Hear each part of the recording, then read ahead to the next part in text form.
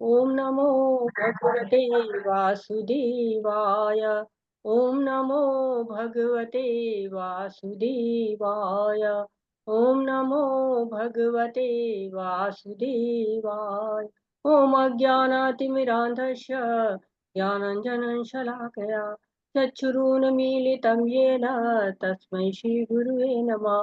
श्रीचैतन्यमनोभीष्टं स्थापितं येन भूतले स्वयं रूप कदा मह्यं ददाति स्वपदान्तिकम्। वन्देऽहं श्रीगुरु श्रीयुतपदकमलं श्रीगुरून् वैष्णवांश्च श्रीरूपं साग्रजातं सगणरघुनाथ अन्वितं तं सजीवम् साद्वैतं सावधूतं पर्जनसहितं कृष्णचैतन्यदेवं श्रीराधा कृष्णपादान् सगणललिता श्रीविशाखा अन्वितांश्च। हे कृष्ण करुणा सिंधु दीनबंधु जगतपते गोपेश गोपिका कांत राधा कांत नमस्तुते। तप्त कांचन गौरांगी राधे वृंदावनेश्वरी वृषभानुसुते देवी प्रणमामि हरिप्रिये।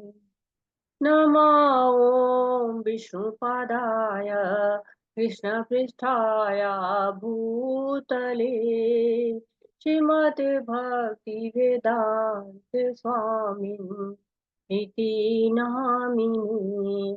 नमस्ते सरस्वती देवे गौरवाणी प्रचारिणे निर्विशेषा शून्यवादी पाश्चात्यदेशतारिणे। जय श्री कृष्ण चैतन्य प्रभु नित्यानंद श्री अद्वैत गदाधर शिवासादि गौर भक्त वृंदा।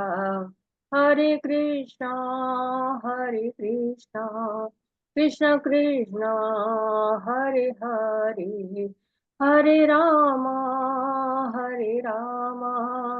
राम राम हरे हरे। हरे कृष्णा कृष्ण कृष्ण हरे हरे हरे राम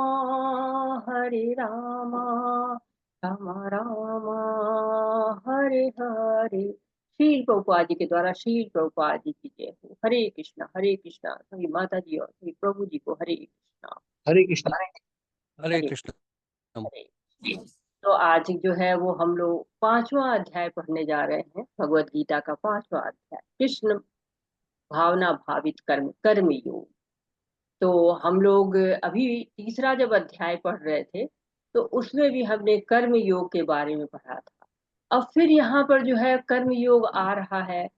तो ये कर्म योग तो है लेकिन कृष्ण भावना भावित कर्म। तो जब हम तीसरा अध्याय पढ़ रहे थे तो उसमें कर्म योग के बारे में बड़े विस्तार से बताया था भगवान ने। फिर हमने चौथा अध्याय पढ़ा, उसमें ज्ञान योग जो है वो बड़े विस्तार से बताया गया। अब ये तीसरे और चौथे अध्याय दोनों को मिलाकर चल रहा है, यानी कि ज्ञान योग और कर्म योग, इन दोनों के द्वारा जो है वो हम कैसे भगवान की सेवा कर सकते हैं। तो इसमें एक शब्द आया है कृष्ण भावना भावित कर्म। कोई बता सकता है कि कृष्ण भावना भावित कर्म क्या होता है? हरे हरे कृष्ण माता जी। हरे कृष्ण जी। माता जी बताओ। हर काम जो कृष्ण के साथ जुड़ा हुआ हो वो कृष्ण भावना में होता है। हाँ बहुत सही जो जो भी है माता जी। कार्य करें हम कृष्ण को बीच में लेके करें। बहुत हरे सुंदर। कृष्ण। हरे कृष्णा, बहुत सुंदर माता जी, बहुत सुंदर। और कोई कुछ कहना चाहता है? सुधीर प्रभु जी बोलिए प्रभु। हरे कृष्णा। यही मतलब जो माता जी ने कहा कि जो भी कर्म हम करें उसमें कृष्ण भगवान को सेंटर में रखते हुए करें, है ना। जैसे हम दर्शन भी आंखों से करते हैं तो उसमें हम भगवान के विग्रह का दर्शन करें, सूंघते हैं नाक से तो भगवान पे चढ़ाए हुए पुष्पों को सूंघे, है ना। खाते हैं तो भगवान को पहले अर्पित करें, फिर उसको भोग को खाएं हम, है ना। तो कोई भी कार्य है, मनसा वाचा कर्मा जो भी किया जा रहा है, उसमें हम वो भगवान को सेंटर में रखते हुए कार्य करें, तो वो कृष्ण भावना भावित कर्म कहलाएंगे, जिसे दूसरी भाषा में अकर्म भी कहा जाता है। हरे कृष्ण। अरे माधुरी माता जी, अच्छा ठीक है, माधुरी माता जी हैंड हरे डाउन करके कृष्ण माता जी, हरे कृष्ण। जी मैं आज बताते हम सतत भगवान का नाम जपते हैं, उनका नाम लेते हैं, और जो भी काम करते हैं उन्हीं के नाम पे करते हैं। तो हमें निरंतर उन्हीं का नाम जाप करना चाहिए, ताकि हमें उनके साथ प्रीति बढ़े और उनके साथ हम कृष्ण भावनान्वित हो सके। हरे कृष्ण। अरे तो बहुत जो है वो अच्छे अच्छे आंसर आ चुके हैं। अब जब हम लोग ये अध्याय पढ़ रहे हैं तो लास्ट में, सबसे लास्ट में जो है प्रभुपाद हमको बताते हैं कि कृष्ण भावना भावित कर्म कौन से होते हैं, उसकी डेफिनेशन देते हैं। तो हम लोग जो आखिरी श्लोक पढ़ेंगे 29 श्लोक, तब उसमें हमको जो है तात्पर्य में प्रभुपाद जी की परिभाषा भी आएगी, तो हम उसको भी पढ़ेंगे। हरे कृष्णा, पढ़िए प्रभु जी। हरे कृष्ण माता। ओम श्री परमात्मने नमः। अथ पंचम अध्याय। अर्जुन उवाच संन्यासं कर्मणां कृष्ण पुनर्योगं च शंससि यश्रेय एतयोरेकं तन्मे ब्रूहि सुनिश्चितम्। अर्जुन ने कहा, हे कृष्ण, पहले आप मुझसे कर्म त्यागने के लिए कहते हैं और फिर भक्ति पूर्वक कर्म करने का आदेश देते हैं। क्या आप अब कृपा करके निश्चित रूप से मुझे बताएंगे कि इन दोनों में से कौन अधिक लाभप्रद है? हरे कृष्णा। हरे, तो हमने तीसरे अध्याय में जाना कि नियत कर्म करना चाहिए, नियत कर्म सबको करना है। और चौथे अध्याय में हमने बताया गया भगवान के द्वारा कि ज्ञानी लोग के लिए कोई कर्म रह ही नहीं जाता है। तो अर्जुन का फिर संशय आ गया कि भगवान ने कहा कि दिव्य ज्ञान के साथ कर्म करो, और यह भी कह रहे हैं कि जो दिव्य ज्ञान में स्थित है उसके लिए कोई कर्म ही नहीं है। तो ज्ञान का इतिहास जब बताया भगवान ने कि ज्ञान प्राप्त करने की योग्यता क्या है, ज्ञान कैसे ग्रहण करें, और जो वेद होते हैं, वेदों का ज्ञान बोल करके दिया गया था और श्रवण के माध्यम से जो है वो लोगों तक आया। लेकिन स्मरण शक्ति धीरे धीरे कम हो गई, तो वेद व्यास जी ने उसको लिपिबद्ध कर दिया। क्यों? क्योंकि कलयुग में क्या है, लोग मंद सुमंद मतियो मंद भाग्य, तो लोगों को स्मरण नहीं रहेगा, मंद बुद्धि रहेगी, मंद भाग्य रहेगा, भाग्य कम रहेगा। तो अर्जुन सोच रहे हैं कि ज्ञान लेने का अर्थ है कि अब कर्म ही नहीं करना है, बस ज्ञान लेना है, किताब खोलकर बैठ जाओ। कर्म कैसे करेंगे? कोई किताब लेकर खोल के बैठेंगे तो कर्म कैसे करेंगे, और कर्म करेंगे तो किताब नहीं खोल पाएंगे। तो ये जो है अर्जुन का संशय आ गया है यहाँ पर। तो वो कहते हैं ना कि हम शोक में, पहले पहले अध्याय में जो अर्जुन थे वो शोक में थे, और अब क्या हो गए, संशय में आ गए कि कर्म त्याग करें कि भक्ति में कर्म करें। दोबारा प्रश्न पूछ रहे हैं। तीसरे अध्याय में भी पूछा, अब फिर पांचवें अध्याय में पूछ रहे हैं, और फिर जो है 18वें अध्याय में भी पूछेंगे। इस तरह से अर्जुन पूछ रहे हैं कि पेड़ जो है वो, जैसे कहते हैं ना कि पेड़ लगाना छोड़ दें कि फल की इच्छा को छोड़ दें, यानी कि युद्ध करना छोड़ दें या युद्ध के परिणाम को छोड़ दें। तो निष्काम कर्म करना है, बिना फल की इच्छा के करना है कर्म। तो संशय बार बार आ रहा है अर्जुन का कि क्या करें हम। दूसरे अध्याय में भगवान बताए थे कि हम शरीर नहीं आत्मा है, जो आत्मा देहांतरण करती रहती है।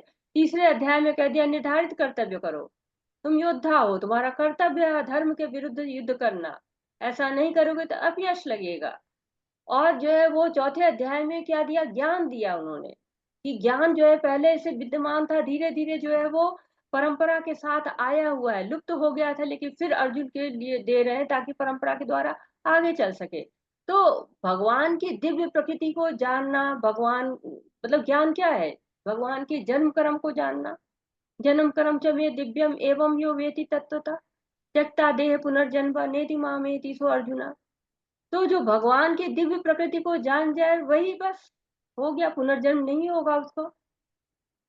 तो ये ज्ञान मिलेगा कहाँ? भगवान जो है गुरु के पास। तद्विधि परिपाते न परिप्रश्न न सेवया उपदेशन्ति ते ज्ञानम ज्ञातिन तत्वदर्शिनी दर्शिना। तो क्या करना है, बताया कि इंद्रियों का नियंत्रण करो, कर्म फलों का त्याग करो और दिव्य ज्ञान में समर्पित हो जाओ। तो तुम्हारे जो भी संशय होंगे वो जो है ज्ञान रूपी अस्त्र से समाप्त हो जाएंगे। तो भगवान ने लास्ट में, सबसे लास्ट में क्या किया? तस्माद ज्ञान असंभूत इतस्त ज्ञान सिनात्मना छितेन संशया योगम तिष्ठो तिष्ठ भारत, कि योग में जो है जुड़ो और खड़े हो जाओ, युद्ध करो। क्यों कह रहे हैं ऐसा? क्योंकि धनुष बाण रख के अर्जुन बैठ गए थे रथ पे, पहले अध्याय में हमने पढ़ा है। तो बैठना नहीं है, कर्म करना है, युद्ध है, अर्जुन का कर्म है युद्ध। परंतु अजय अर्जुन क्या है, संशय हो जाता है उनको, उनको बार बार संशय हो जाता है, पुनः पुनः प्रश्न आ रहे हैं और उसी से मिलते जुलते प्रश्न आ रहे हैं। तो पांचवा अध्याय हमको क्या क्या बताएगा? ये बताएगा कि अर्जुन का प्रश्न आ रहा है कि संन्यास करें या कर्मयोग करें, अर्थात श्रेष्ठ क्या है बताइए हमको, कर्म का त्याग कर देना या विरक्त होकर कार्य करना। दूसरे से जो छठा श्लोक आएगा उसमें बताएंगे कर्मयोग, अगर हम करते हैं तो वो भी संन्यास के जैसे ही है, लेकिन है क्या, आसान है। और 7वें से 16वां जो है निष्काम कर्मयोग बंधन से मुक्ति दिलाता है। निष्काम कर्म पे बहुत ज्यादा जो है वो बल दिया गया कि निष्काम कर्म करो, क्यों? बंधन नहीं लगता है, मुक्ति उससे हो जाती है। और 17 से 29वां जो श्लोक है वो होगा कि परमेश्वर पर ध्यान केंद्रित करने से मुक्ति मिल जाती है। तो ये इतना हम जानेंगे 5वें अध्याय में, जिसका नाम है कर्मयोग कृष्ण भावना भावित कर्म। तो संशय जो है, प्रश्न आ रहा है जो तीसरे अध्याय में आया था कि जो है वो दिव्य ज्ञान में जो स्थित है उसके लिए कोई कर्म नहीं रह जाता है, और जो है कर्म योग, कर्म हमेशा करना पड़ेगा, ये जो है नियत कर्म से छुटकारा नहीं है। तो तीसरे अध्याय में भगवान कर्म कांड से कर्म योग तक ले जाते हैं, ढेर सारे योग की चर्चा होती है, बताते हैं कि भौतिक इच्छा को त्याग करके भगवान के लिए कर्म करें, भगवान ही भोगता है। तो अर्जुन समझ रहे हैं कि आज संन्यास लेना है, सारे कार्य छोड़ दो, लेकिन ये नहीं जान पाए हैं वो कि कर्म हमको ऐसा करना है जो बंधन न दे, अकर्म हो जाए। तो भगवान उनके संशय का उत्तर देना शुरू करते हैं दूसरे श्लोक से। हरे कृष्णा। श्री भगवान उवाच संन्यासः कर्मयोगः च निःश्रेयसकरौ उभौ तयो तु कर्म संन्यासात् कर्मयोग विशिष्यते। श्री भगवान ने उत्तर दिया, मुक्ति के लिए तो कर्म का परित्याग तथा भक्तिमय कर्म अर्थात कर्मयोग दोनों ही उत्तम हैं, किंतु इन दोनों में से कर्म के परित्याग से भक्ति युक्त कर्म श्रेष्ठ है। हरे कृष्णा। हरे कृष्णा। तो क्या कह रहे हैं जो है वो, हम लोग कहते हैं ना कि काम करते रहो नाम जपते रहो। तो कलयुग में तो असंभव है कर्म छोड़ना, क्योंकि जो है वो संन्यास लेने की कहीं जगह ही नहीं है। तो लोग सोचते हैं कि नहीं, जब घर से घर गृहस्थी में कोई प्रॉब्लम आती है, कोई परेशानी आती है, तो कहते हैं बस चले जाएंगे मंदिर में, चले जाएंगे सन्यासी बन जाएंगे, गृहस्थी तो मेरे बस की नहीं है। लेकिन क्या है, वहां भी तो कर्म तो करना पड़ेगा ना। लोग कहते हैं कि वो समय ही नहीं है, नाम कब जप करें, इतने काम हैं, कैसे नाम जप करें। तो देखिए, माता होती है घर में, सारा कार्य करती है, पर बच्चे का भी तो ध्यान रखती है, बच्चे को नहीं छोड़ती है। एक जो है कान उसका हमेशा बच्चे के ऊपर लगा रहता है कि जो है वो कुछ बोल तो नहीं रहा, रो तो नहीं रहा है, एक आंख हमेशा उसकी ओर रहती है कि कहीं कुछ गलत कार्य में तो नहीं है, कहीं कोई इसको जो है खतरा तो नहीं है। क्यों ऐसा है? प्रेम के कारण। जब हमारा भी प्रेम भगवान से हो जाता है, तो हम प्रेम में रहते हैं, तो हम भगवान का नाम भी जपते रहेंगे और जो है वो कार्य भी करते रहेंगे। सेवा ही मुख जीवा दो, मुख से जीवा से सेवा करते रहेंगे। तो त्याग जो है वो करना है, लेकिन किसका का जो है त्याग करना है, ये सोचने की बात है। तो नियम कर्म करके हम कर्म कांड से कर्म योग तक जा सकते हैं, लेकिन कर्म का त्याग जब हम करेंगे, सन्यासी बन जाएंगे, तो भी तो कर्म करना पड़ेगा। जो ज्ञान में स्थित है क्या, वो भी तो कर्म करता ही है। तो जैसे कोई छात्र है, उसको कॉलेज जाना पड़ेगा, एग्जाम देना पड़ेगा, तब तो डिग्री मिलेगी। तो कर्म के लिए हमें ज्ञान की आवश्यकता होती है कि हमें ज्ञान मिल जाए, तो हम ज्ञान जान जाएंगे कि हाँ शरीर नहीं है, हम आत्मा है, तो हम ऐसे कर्म करेंगे जिससे हमें बंधन नहीं मिले।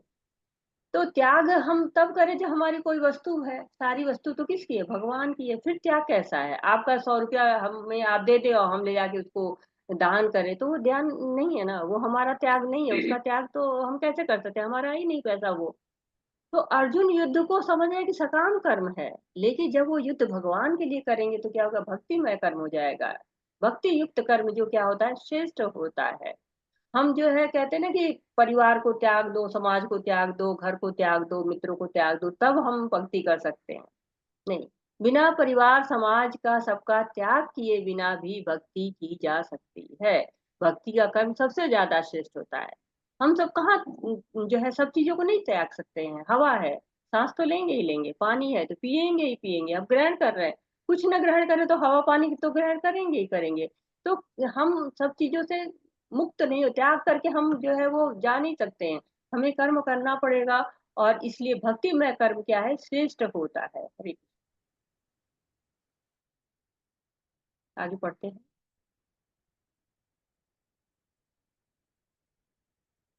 मेरी आवाज नहीं आ रही है? हरी है माता जी। ज्ञानेश प्रभु जी, हरे कृष्णा। म्यूट हो गए वो। अनम्यूट होइए प्रभु जी। तो प्रभु जी लग रहा कहीं बिजी हो गए क्या? सुमन, सुमन माता जी पढ़ माता रहे जी हैं क्या? पढ़ दो माता जी। हाँ पढ़िए माता जी, हरे कृष्ण। सांख्य योग पृथक बाला ये वाला पढ़िए प्रवदंती। माता जी, ज्ञेय स नित्य संन्यास। तीसरा तीसरा माता जी, थर्ड। जी माता जी। ज्ञेय स नित्य सन्यासी योनम द्वेष्टि न कांक्षति निर्द्वंदो ही महाबाहो सुखम बंधात्म प्रमुच्यते। हरे कृष्ण। हरे, अनुवाद अनु पढ़िए माता जी। जो पुरुष न तो कर्म फलों से घृणा करता है और न कर्म फल की इच्छा करता है, वह नित्य सन्यासी जाना जाता है। हे महाबाहु अर्जुन, ऐसा मनुष्य समस्त द्वंद्वों से रहित होकर भव बंधन को पार कर पूर्णतया मुक्त हो जाता है। तो क्या कह हरे रहे कृष्ण हैं? माता जी। हरे कृष्णा प्रभु जी। अब चौथा पढ़िएगा, तीसरा तो पढ़ दिया मैं, जी तो चौथा आप पढ़िएगा। तो ये क्या कह रहा है श्लोक, कि सारे जो योग हैं वो जो है कहाँ है, भगवान की भक्ति में ले जाते हैं। जो भी योग है, चाहे ज्ञान योग है, कर्म योग है, कोई भी जो है क्या होता है, हमें भक्ति की ओर ले जाता है। दुनिया से विरक्ति, वैराग्य हो जाना और भगवान से जुड़ जाना, ये दो जो है, ये ज्ञान यहाँ इसमें बताया गया कि दुनिया से विरक्ति और जो है भगवान से जुड़े, दोनों एक ही है। चाहे आप जो है वो विरक्त हो जाएं, चाहे भगवान से जुड़ जाए, दोनों बात एक ही हो जाती है। तो इसी चीज जैसे सांख्य को कहा गया कि सांख्य योग क्या होता है, उसमें पता लगाते हैं कि मतलब हम गहरे में जाते हैं, डीप में जाते हैं, भौतिक प्रकृति में कितने तत्व हैं, जो है वो विश्लेषण करते हैं। यहाँ आत्मा अलग है, शरीर अलग है, और उसके माध्यम से जो परिणाम निकलता है वो जो है उसके द्वारा भक्ति करते हैं। जब पता चल गया कि आत्मा और शरीर दो हैं, तो उस हिसाब से भक्ति शुरू हो जाती है। लेकिन जब भक्ति करते तो क्या करते हैं, पहले सेवा करते हैं, जैसे कि जड़ में पानी डालते हैं। सांख्य योग में जड़ खोद खोद के देखते हैं कि है क्या है क्या, भक्ति योग में पानी डालते हैं। तो एक से पता चलता है कि अब आत्मा है, दूसरे से पता चलता है कि भगवान की सेवा करनी है। तो जिसका ये जो है वो अभी आगे भी श्लोक है, उसमें भी इसका वर्णन आएगा। तो एक में विरक्ति है, किससे, इस संसार से। दूसरे में क्या आसक्ति है, किससे, भगवान से। दोनों भगवान की तरफ ले जा रहे हैं। ज्ञानी जब भक्तों के संपर्क में आते हैं तो भक्त बन जाते हैं।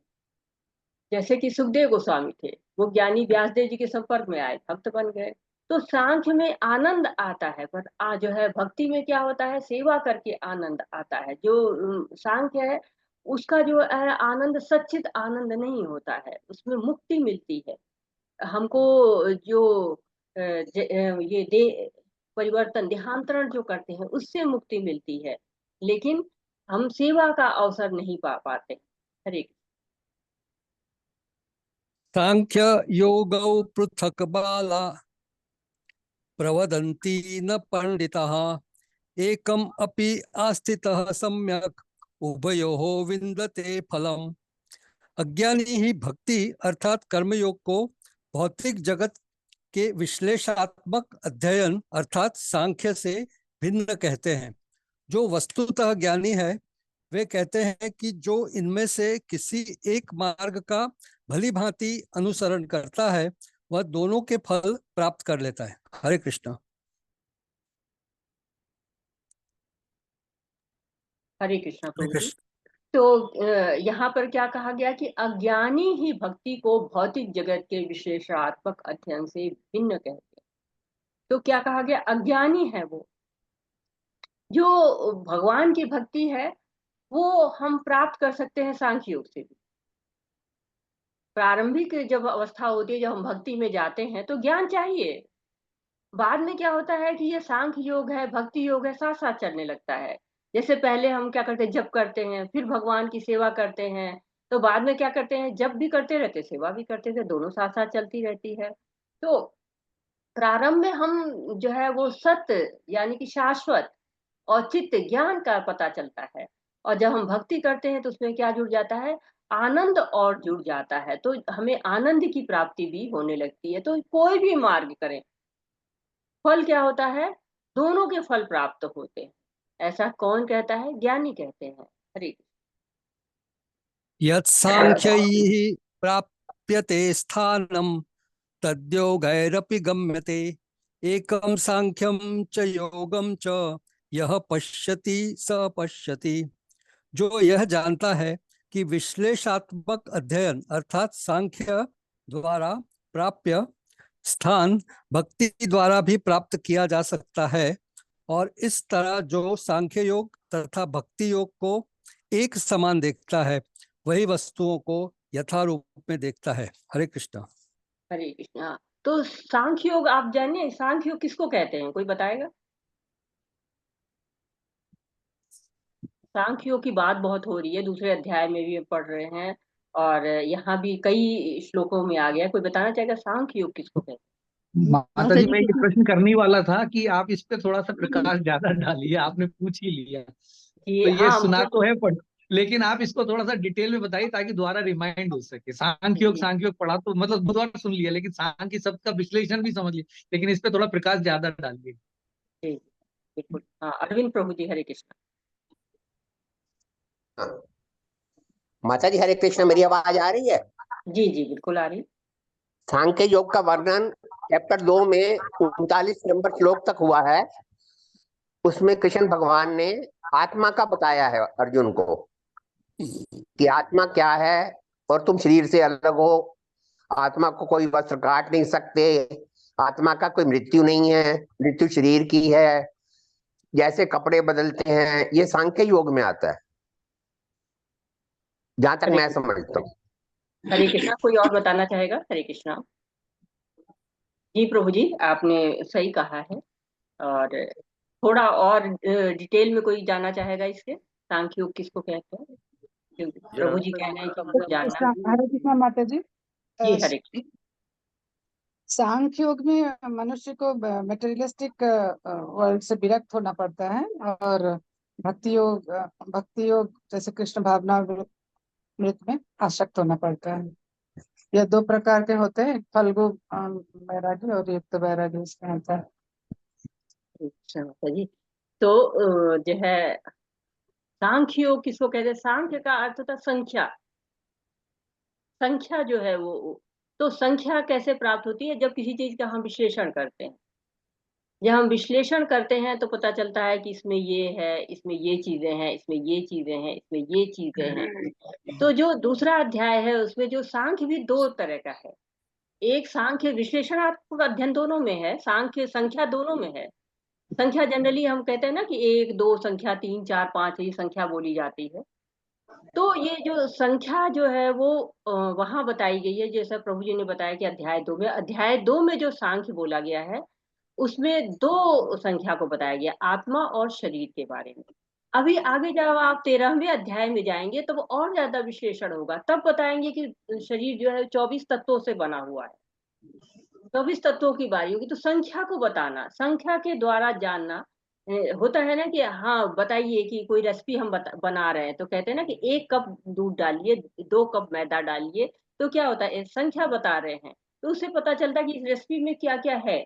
उसी तरह जो सांख्य होता है वो विश्लेषण करता है कि इसमें क्या है। अच्छा, ये शरीर है, ये पंच महाभूत से बना हुआ है, तो इसमें पानी भी है, इसमें वायु भी है, इसमें पृथ्वी भी है, इसमें आकाश भी है। ये जो है संख्या के द्वारा विश्लेषण करते हैं।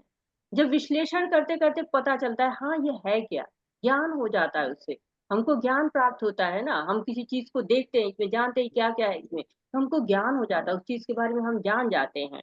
इसी तरह से जब शरीर के बारे में, प्रकृति के बारे में, भगवान के बारे में, सबके बारे में जब ज्ञान प्राप्त करते हैं, उसको विश्लेषण करते हैं, उस अध्ययन को सांख्य कहते हैं। तो जिस विश्लेषण के द्वारा भगवान तक पहुंचा जाए वो सांख्य जो है योग हो जाता है। वैसे सांख्य क्या होता है, मैथ्स होता है, मैथ्स में संख्या गिनते रहते 1 2 3 4 5 6 7 8, लेकिन वो संख्या जब भगवान के लिए आ जाती, सांख्य के लिए आ जाती, भगवान से जुड़ जाते, तो वो सांख्य योग हो जाता है। हरे कृष्णा प्रभु जी, क्लियर हुआ? हाँ माता जी, धन्यवाद माता जी। हरे हरे कृष्णा माता। हरे तो हमने कहा ना, जड़ खोदा जाता संज्ञा है, सांख्य में जड़ खोदते हैं, पता लगाते हैं क्या है, कितने तत्व हैं, क्या क्या है इसमें, तो ये जी सांख्य जी। हो जाता है। ठीक, हाँ पढ़िए प्रभु। संन्यासस्तु महाबाहो दुःखम आप्तुमयोगतः योग योगयुक्तो मुनिर्ब्रह्म न चिरेणाधिगच्छति। भक्ति में लगे बिना केवल समस्त कर्मों का परित्याग करने से कोई सुखी नहीं बन सकता, परंतु भक्ति में लगा हुआ विचारवान व्यक्ति शीघ्र ही परमेश्वर को प्राप्त कर लेता है। हरे कृष्ण। हरे कृष्णा। तो केवल कर्मों के परित्याग से काम नहीं चलेगा, क्या करना पड़ेगा, भक्ति करनी पड़ेगी। और भक्ति कैसे करेंगे, भगवान को जान के, जब उनके जो है वो जन्म कर्म को जान जाएंगे, तब क्या होगा, तब हम जो है पुनर्जन्म नहीं पाएंगे। तो यहाँ पर बिल्कुल स्पष्ट भगवान कह रहे हैं कि भक्ति के बिना काम नहीं चलेगा। कर्म योग में क्या करते हैं, इंद्रियों से भगवान की सेवा करते हैं। कर्म योग जो है इंद्रियों के द्वारा, हमारी जो 5 इंद्रियां हैं इनके द्वारा भगवान की सेवा करते हैं। जो है पंच कर्मेंद्रियां हैं, पंच ज्ञानेंद्रियां हैं, उनसे सेवा करते हैं 10 से। और ज्ञान योग क्या है, उसमें बुद्धि से सेवा करते हैं, बुद्धि जो है वो भगवान की सेवा में लगा देते हैं। अष्टांग योग में मन से हम भगवान की सेवा करते हैं, लेकिन जब भक्ति योग करते हैं तो हम जो है इंद्रियों को, बुद्धि को, मन को, सबको भगवान की सेवा में लगा देते हैं। तो इस तरह से जब हम भक्ति योग कर रहे हैं तो हमें सारे योगों का फल प्राप्त हो जाता है। जैसे होता है ना कि आपके पास यदि जो है 1000 रुपए का नोट हो, क्या होता है, आपके पास 100 200 400 10 20 सब होगा। तो उसी तरह से जो उसको भक्ति योग कर रहा है उसको सारे सुख मिल जाते हैं, चाहे वो ज्ञान योग से मिलने वाला सुख हो या से मिलने वाला सुख। हरे कृष्ण। योग युक्तो विशुद्धात्मा विजितात्मा जितेन्द्रियः सर्वभूतात्म भूतात्मा कुर्वन्नपि न लिप्यते। जो भक्ति भाव से कर्म करता है, जो विशुद्ध आत्मा है और अपने मन तथा इंद्रियों को वश में रखता है, वह सर्वों को प्रिय होता है और सभी लोग उसे प्रिय होते हैं। ऐसा व्यक्ति कर्म करता हुआ भी कभी नहीं बंधता। हरे कृष्ण। हरे तो क्या है, जो नियंत्रित है, जिसका मन नियंत्रित है, जिसकी बुद्धि नियंत्रित है, क्या करता है, वो कभी कठोर शब्द नहीं बोलेगा, हमेशा प्रिय शब्द बोलेगा। प्रिय शब्द बोलेगा तो प्रिय रहेगा। परंतु यदि मन जो है आपका विचलित है, मन आपका जो है वो इधर उधर घूम रहा है, तो क्या होगा, कठोर शब्द निकलेंगे। मन कहते हैं ना, आज मन ठीक नहीं है, गलत बातें आ रही दिमाग में। तो जब मन विचलित होता है तो गलत चीजें होती हैं। लेकिन जब कृष्ण भावना भावित कर्म होता है, ऐसे लोग के लक्षण क्या होते हैं कि भक्ति भाव से कर्म करता है, मन और इंद्रियों को वश में रखता है, समभाव होता है, सबका प्रिय होता है, सभी में कृष्ण को देखता है।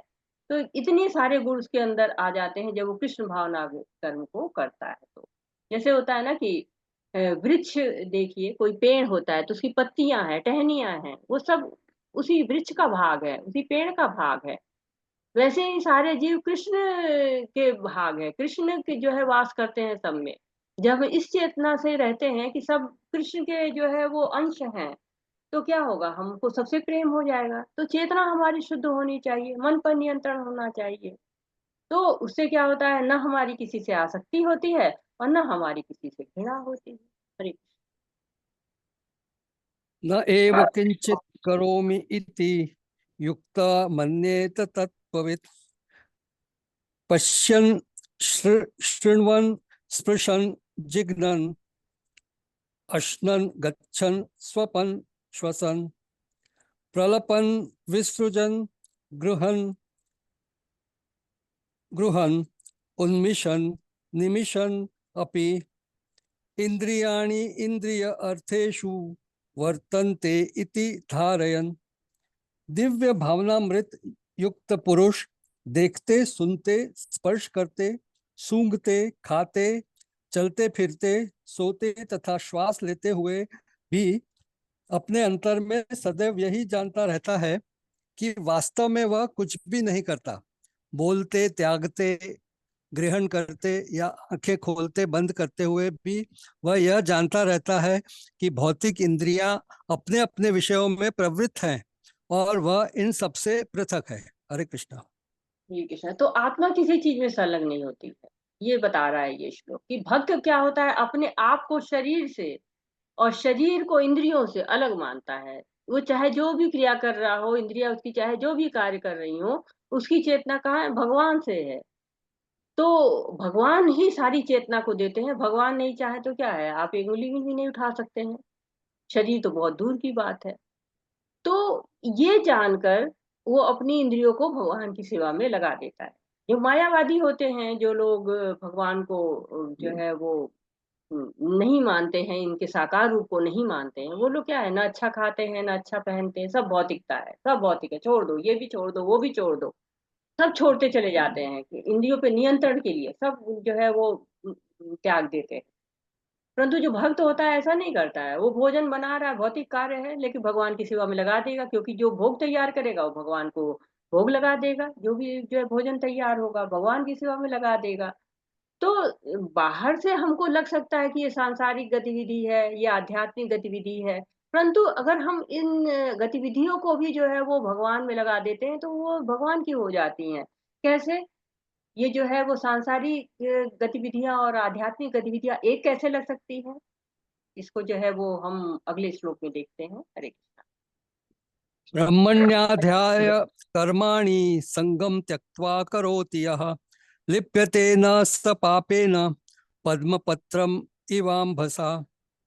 जो व्यक्ति कर्म फलों को परमेश्वर को समर्पित करके आसक्ति रहित होकर अपना कर्म करता है, वह पाप कर्मों से उसी प्रकार अप्रभावित रहता है जिस प्रकार कमल पत्र जल से अस्पृश्य रहता है। हरे कृष्णा। हरे कृष्णा। तो कमल पत्र का उदाहरण दिया गया इस श्लोक में। ये शास्त्रों में कमल की उपमा जगह जगह मिलती है। कभी कभी कहते हैं कमल नयन, चरण कमल, कमल पत्र। तो कमल पत्र की विशेषता होती है कि पानी में रहे या कीचड़ में रहे वो प्रभावित नहीं होता, ऊपर आ जाता है। उनकी पत्तियां क्या होती है, वैक्स लगी होती है उनकी पत्तियों पे। तो वैसे ही अगर जो है भक्ति का आवरण लग जाए, अगर हमारे ऊपर भक्ति का आवरण लग जाए, तो ये संसार का जो कोई भी कीचड़ है वो हमको प्रभावित नहीं कर सकता है। जैसे कि उदाहरण के रूप में आप देखिए, वायु को क्या कहा जाता है कि उसमें कुछ भी नहीं होता, वायु रंगहीन गंधहीन सब रहती है, अगर हम विज्ञान में पढ़ेंगे तो वायु जब बगीचा जो फूल से भरा हुआ है उससे जाती है तो सुगंध लेती है, किचन के पास गई तो खाने की खुशबू आती है, कूड़े के पास गई तो दुर्गंध आने लगती है। पर वायु क्या है, वायु में कुछ भी नहीं है, वायु प्रभावित नहीं होती, आगे बढ़ती जाती है, आगे चलती चली जाती है। आगे गई गंध समाप्त, दूसरी गंध आ गई, दूसरी गंध मिल गई। वैसे ही आत्मा है, शरीर धारण करती रहती है, एक के बाद दूसरा, दूसरे बाद तीसरा, तीसरी बाद चौथा। जैसे ट्रेन स्टेशन छोड़ती जाती है वैसे शरीर जो है छोड़ता जाता है आत्मा। तो आत्मा आसक्त नहीं होती है। आप जो है क्या होता है, शरीर जो है वो मन, ये सब जो है अहंकार में आसक्त होते रहते हैं, लेकिन शरीर आसक्त नहीं होता। जैसे रोबोट होता है, आसक्त नहीं होता है, लेकिन हम हो जाते हैं, क्यों? मन बुद्धि अहंकार के कारण। हरे कृष्ण। कायेन मनसा बुद्धया कैवल्यैरिन्द्रियैरपि योगिनः कर्म कुर्वन्ति संगम त्यक्त्वात्मशुद्धये। योगी जन आसक्ति रहित होकर शरीर, मन, बुद्धि तथा इंद्रियों के द्वारा भी केवल शुद्धि के लिए कर्म करते हैं। हरे कृष्णा। हरे कृष्णा। तो हम जो है वो जो योगी होते हैं वो शुद्धि के लिए कर्म करते हैं। देखिए, एकादशी व्रत रहते हैं क्या करने के लिए, मन पे नियंत्रण रखने के लिए, शरीर इंद्रियों पर नियंत्रित करने के लिए। तो हमारा जीवन यदि पवित्र हो जाता है, शुद्ध हो जाता है, तो हम भी योगी हो जाएंगे। काम, क्रोध, भय, लोभ, मोह, मत्सर सब समाप्त हो जाएगा। जैसे चैतन्य महाप्रभु कहते हैं ना, चेतो दर्पण मार्जनम, जो चेतना का दर्पण है उसको मांजते रहिए, साफ करते रहिए। जैसे बर्तन को मांज मांज के साफ करते हैं ना, वैसे ही चेतो दर्पण मार्जनम, जो है वो चेतना को भी बिल्कुल जो दर्पण की तरह से रगड़ रगड़ के साफ करते रह जाइए। तो अनासक्ति के बारे में बता रहा है ये श्लोक, कि कैसे भगवान के जो भक्त होते हैं ये आकर्षण में नहीं आते। भौतिक जगत में बहुत आकर्षण है, नहीं आते। क्या है, बहुत सुंदर लगा, अरे ये फल बड़ा सुंदर है, भगवान को खिलाते हैं, भगवान को भोग लगाएंगे। कोई बड़ा सुंदर फूल है, भगवान के चरणों में लगते हैं। तो मन और बुद्धि, सारी इंद्रियां सब भगवान की सेवा में लगा के शुद्ध करते रहते हैं। जो शुद्धि आती रहती है, अहंकार से आसक्ति आती है, आसक्ति से बंधन आता है, वो नहीं आएगा। हनुमान जी थे क्या, हमेशा तैयार रहते थे, कैसे भगवान बुलाएं, सेवा कैसे दें, सेवा के ढूंढते रहते थे। वैसे भक्त क्या करता है, सेवा ढूंढता रहता है। हरे युक्तः कर्म फलं त्यक्त्वा शान्तिमाप्नोति नैष्ठिकीम् अयुक्तः कामकारेण फले सक्तो निबध्यते। निश्चल भक्त शुद्ध शांति प्राप्त करता है क्योंकि वह समस्त कर्म फल मुझे अर्पित कर देता है। किंतु जो व्यक्ति भगवान से युक्त नहीं है और जो अपने श्रम का फलकामी है वह बंध जाता है। हरे कृष्णा। हरे कृष्णा। तो भक्त क्या चाहता है, शांति चाहता है। बहुत सुंदर विचारधारा है, लेकिन लोग स्वीकार नहीं करते। प्रभुपाद जी देखिए बहुत बड़े भक्त थे, शांति चाहते थे। वो देख रहे थे कि लोग क्या करते हैं कि भाईचारा नहीं निभाते हैं। क्यों नहीं निभाते हैं, क्योंकि हम मानते ही नहीं कि हम कृष्ण की संतान हैं। जब तक हमारा पिता एक नहीं होगा तब तक हम भाई जो है चारा कैसे आ जाएगा। जब हम ये जान जाएंगे कि हमारा पिता जो बीज प्रदाता पिता है भगवान श्री कृष्ण है, तो शांति आ जाएगी, सब लोग भाई भाई बन के रहेंगे, भाई बहन पर। तो अहंकार होता है हमारे अंदर, दो तरह का अहंकार होता है। एक है मिथ्या अहंकार, मैं हूँ, मेरा ये पद है, मैं स्त्री हूँ, मैं पुरुष हूँ, मैं गरीब हूँ, मैं अमीर हूँ, मैं, ये सब अहंकार आते रहते हैं हमारे अंदर। दूसरा एक अहंकार, अच्छा अहंकार होता है, सत्य अहंकार होता है। क्या है, हम शरीर नहीं, हम आत्मा है। जब हम ये सोचने लगेंगे तो हम जो है वो इस भौतिक संसार के आकर्षण से दूर हो जाएंगे, शास्त्रों की सुनेंगे, गुरु की सुनेंगे। तो ये जो अवस्था होती है, भगवान के सेवा की अवस्था होती है, इससे क्या होता है, सारे जो हमारे कल्मश होते हैं सारे नाश होते चले जाते हैं। लेकिन जो अपने श्रम करता है, अपना जो कर्म करता है, और नहीं इसका फल तो मुझे ही चाहिए, मैंने किया है मुझे चाहिए, आप कैसे ले सकते हो, मेरा है, तो ये क्या होता है, बंध जाता है। अरे सर्वकर्माणि मनसा संन्यस्यास्ते सुखम वशी नवद्वारे पुरे देहि नैव कुर्वन्न कारवन। जब देहधारी जीवात्मा अपनी प्रकृति को वश में कर लेता है और मन से समस्त कर्मों का परित्याग कर देता है, तब वह 9 द्वारों वाले नगर अर्थात भौतिक शरीर में बिना कुछ किए कराए सुखपूर्वक रहता है। हरे कृष्णा। अरे, तो ये अब जो 3 श्लोक हो रहे हैं 13 से लेकर और जहां तक 16 तक है, 3 नहीं तो 4 हो जाएंगे, 13 14 15 16, 13 से लेकर 16 तक है। तो उसमें जो है वो 3 कर्ताओं का ज्ञान होगा। अभी मैं देखती हूँ तो फिर और क्लियर करती हूँ। तो उसमें कर्ताओं का ज्ञान बताइए कि कर्ता कौन है। तो इस जीव में जो है, जो इस शरीर में जीव है, आत्मा है, उसका कार्य कैसा होना चाहिए, ये हमें पता चलेगा किससे, 9 द्वारों से। इस शरीर में 9 द्वारों का नगर कहा गया है। कोई बताएगा ये 9 द्वार कौन से होते हैं। हरी 2 आंख, 2 नथुने, 2 कान, 1 गुदा, एक मुंह तथा उपस्थ। तो ये जो है वो 9 द्वार होते हैं। ये 9 द्वार से मनुष्य कब सुखी रह सकता है, जब वो भगवान के लिए कार्य करेगा, आत्मा के स्तर पर कार्य करेगा। तो हम कार्य कैसे करते हैं, भौतिक गुण के अनुसार कार्य करते हैं, हम जो है सतोगुण रजोगुण तमोगुण के अनुसार कार्य करते हैं। तो मन को, जो हमारी जो मन है वही बहुत इधर उधर भागता रहता है, उसी को ये निकेन प्रकेरणा मन कृष्णा निवेशिता, मन को कृष्ण में लगा दो, जैसे भी लग जाए। जब लक्ष्य हमारा जो है वो श्री कृष्ण हो जाएंगे तो हमारे कर्म अपने आप से ही सुधर जाएंगे, जो कर्म की दिशा दशा है सब बदल जाएगी। कहते हैं अभी हम शॉपिंग करने चाहते हैं तो जो चाहिए, मुझे ये चाहिए ये चाहिए, घर में होता है वो भी उठा ले जाते हैं, तो क्या होता है, हमारी जो है दिशा दूसरी होती है। लेकिन जब कृष्ण को चाहने लगते हैं तो हम जाके देते ये कृष्ण को ठंड लग रही होगी, उनके लिए स्वेटर खरीद ले आए, उनको मोर पंख उनके पर अच्छा लगेगा, उनको मुकुट अच्छा लगेगा, तो उसके लिए हम कार्य करना शुरू कर देंगे। भागवतम में भी जो है इन 9 द्वारों का वर्णन किया है। जो नारद जी हैं वो राजा भविष्यत को उपदेश देते समय जो है पुरंजन की कथा सुनाते हैं। और पुरंजन और कोई नहीं, हम ही हैं। बहुत लंबी कथा है, 4थे स्कंद में है, आप पढ़ सकते हैं। तो कहते हैं सप्तो परिकृता द्वारा पुरस्तशास्तु दे अधः पृथ्वीगश गर्तथ तस्याय कंचनेश्वर। कि उस नगर में अर्थात शरीर में 7 द्वार है ऊपर की ओर, अर्थात 2 आंखें, 2 नासिका, 2 कान, 1 मुंह, और 2 भूमिगत हैं यानी कि नीचे की ओर है, गुदा और ऊपर।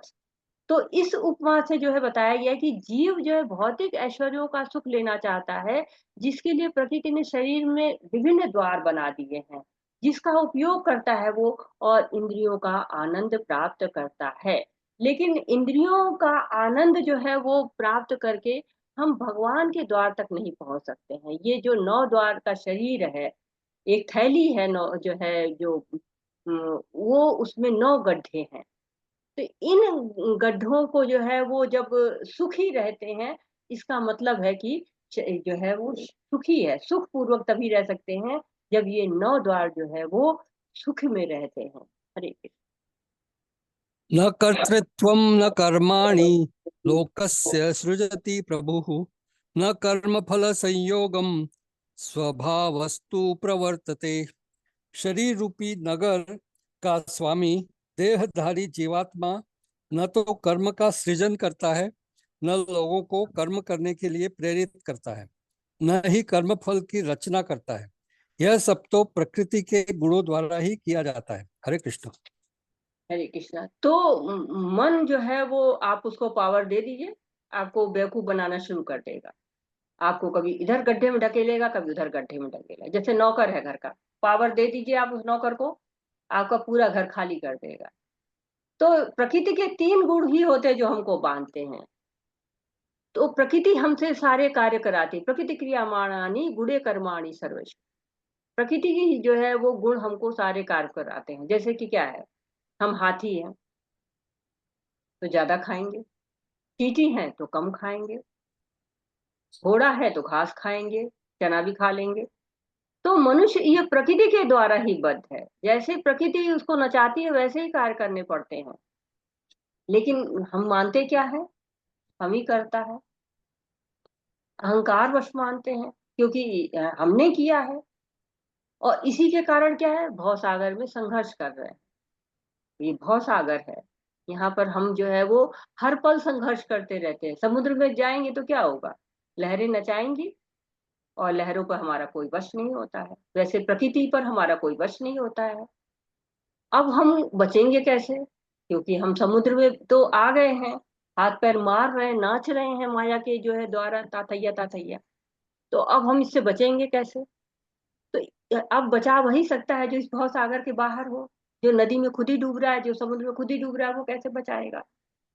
भगवान भी कहते हैं कि देवी हेषा गुणमयी मम माया दुरात्या माम एव ये प्रपद्यन्ते माया मिथ्या तरन्ति ते। कि मेरा हाथ पकड़ो तभी बच सकते हो। तो भगवान का हाथ ही बचा सकता है जीव को, अन्यथा प्रकृति के गुण तो उसको बांधते ही रहते हैं। हरे नादत्ते कस्यचित् पापं न चैव सुकृतं विभुः अज्ञानेनावृतं ज्ञानं तेन मुह्यन्ति जन्तवः। परमेश्वर न तो किसी के पापों को ग्रहण करता है, न पुण्यों को, किंतु सारे देहधारी जीव उस अज्ञान के कारण मोहग्रस्त रहते हैं जो उनके वास्तविक ज्ञान को आच्छादित किए रहता है। हरे कृष्णा। तो पहला कर्ता कौन है, जीव है, इच्छा करता है। इच्छा नहीं करे तो कोई कार्य की जरूरत ही नहीं है। दूसरा कर्ता कौन है, प्रकृति है, जो कि आपको संसाधन देती है। और तीसरा कर्ता कौन है, भगवान, जो अनुमति देते हैं। तो 3 कर्ता है। तो 13, 14, 15 3 श्लोक हैं जिसमें जो है वो कर्ता बताया गया, 3 कर्ता बताया गया। एक जीव इच्छा करने वाला, दूसरा प्रकृति जो ऑप्शन देती है कि कैसे कैसे करेंगे, और तीसरा कर्ता कौन है, भगवान है जो अनुमति देते हैं। जैसे कि जैसे कि आपने इच्छा की कि हम फल खाएंगे, मेरा जीव इच्छा करता है मेरा फल खाने का मन, तो प्रकृति बताती है देखो बाजार में सेब भी मिल रहा है, केला भी मिल रहा है, अंगूर भी मिल रहा है, अनार भी मिल रहा है, पपीता भी मिल रहा है। अब वो जो है 10 तरह के ऑप्शन दे देते। फिर तीसरा करता कौन? भगवान अनुमति देते हैं। तो इसका अर्थ है कि 3 करता है, तो पाप पुण्य भी तीनों का होना चाहिए। लेकिन भगवान उस पाप पुण्य के जिम्मेदार नहीं होते हैं। प्रकृति तो हो ही नहीं सकती है, भगवान भी है ही नहीं है, भगवान भी अप्रभावित। तो सामान्य भाषा में कहें कि जो लोग कहते हैं कि भगवान की इच्छा के बिना तो पत्ता भी नहीं हिलता, तो ये सही है। पर हम परेशान क्यों होते हैं? क्योंकि हम माया के कारण उस पर प्रभुत्व जमाते हैं, तो स्वतंत्रता जो हमको मिली है उसका दुरुपयोग करते हैं, तो दुख भोगते हैं। तो भौतिक कार्य में जब हमको सफलता मिलती है तो हम कहते हैं हमारे कारण मिली है, और जब दुख मिलता है तो कहते हैं भगवान उसके कारण है, भगवान अनुमति देते हैं। तो भगवान जो है वो इच्छा नहीं करते, इच्छा किसकी? जीव की होती है, जीव इच्छा करता है। तो जीव का ही जो है वो रिस्पॉन्सिबल भी होता है, उसके फलों का जो है वही जो है वो रिस्पॉन्सिबल होता है। जैसे कि कोई गलत कार्य करता है तो क्या जेल चला जाएगा? अब वो सरकार है चाहे न्यायाधीश है, वो उसके जिम्मेदार नहीं होते हैं। हरे ज्ञानेन तु तद्ज्ञानम् येषां नाशितमात्मनः तेषाम् आदित्यवत् ज्ञानं प्रकाशयति तत्परम। किंतु जब कोई उस ज्ञान से प्रबुद्ध होता है जिससे अविद्या का विनाश होता है, तो उसके ज्ञान से सब कुछ उसी तरह प्रकट हो जाता है जैसे दिन में सूर्य से सारी वस्तुएं प्रकाशित हो जाती हैं। हरे कृष्णा। हरे कृष्णा। तो क्या कह रहे हो कि हरि नाम जप करो, सब कुछ स्पष्ट दिखने लगेगा, अज्ञान समाप्त हो जाएगा। जैसे तालाब होता है, मिट्टी बैठ जाए तो तालाब का पानी साफ दिखने लगता है, वैसे भगवान की भक्ति करें सब स्पष्ट। हरे कृष्ण। ये सूर्य आता है तो क्या होता है? सब वस्तुएं प्रकाशित, सब दिखाई देने लगता है। वैसे ज्ञान आ गया भगवान का, सब स्पष्ट। हरे तद्बुद्धयः तत् आत्मा नः तत्निष्ठा तत्परायणः गच्छन्ति अपुनः आवृत्तिम ज्ञान निर्धूत कल्मषः। जब मनुष्य की बुद्धि, मन, श्रद्धा तथा शरण सब कुछ भगवान में स्थिर हो जाते हैं, तभी वह पूर्ण ज्ञान द्वारा समस्त कल्मश से शुद्ध होता है और मुक्ति के पथ पर अग्रसर होता है। हरे कृष्णा। हरे कृष्ण। तो जो अष्टांग योगी होते हैं वो लोग क्या करते हैं? वो लोग भगवान को निराकार मानते हैं, निराकार ब्रह्म मानते हैं। और जो भक्त होते हैं वो भगवान का श्याम सुंदर रूप जानते हैं, उनकी सेवा करते हैं। तो क्या होता है? भगवती कलमश से दूर हो जाते हैं। तो जब भौतिक कलमश समाप्त हो जाते हैं, जब सब कुछ भगवान में लग जाता है, तो मुक्ति अपने आप मिल जाती है। हरे कृष्ण।